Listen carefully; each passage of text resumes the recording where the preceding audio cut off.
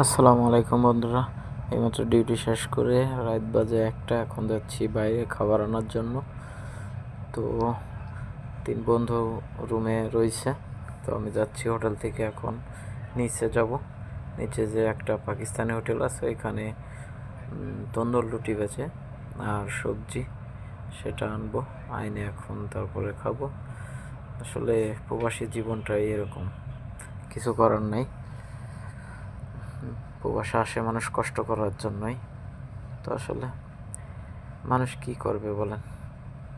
আসলে আমি একটা ছোটোখাটো একটা 5 স্টার হোটেলে জব করি, তো সেখান থেকে একবেলা খাবার দেয় আর 2 বেলা নিজের খাইতে হয়। তো বেশিরভাগ সময় আমরা রুটি খাই, কারণ মক্কা শহরে 3 বেলা ভাত খেতে গেলে অনেক টাকা খরচ।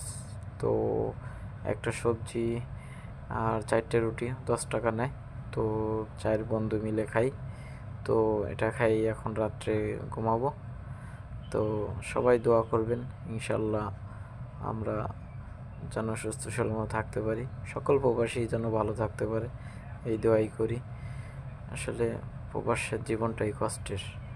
তো অনেক ক্ষুধা লাগছে, তো আমাদের জন্য দোয়া করবেন আর আমার ভিডিওটা বেশি বেশি শেয়ার করবেন। তো ইনশাল্লাহ আর সবাই দোয়া করবেন আমার জন্য।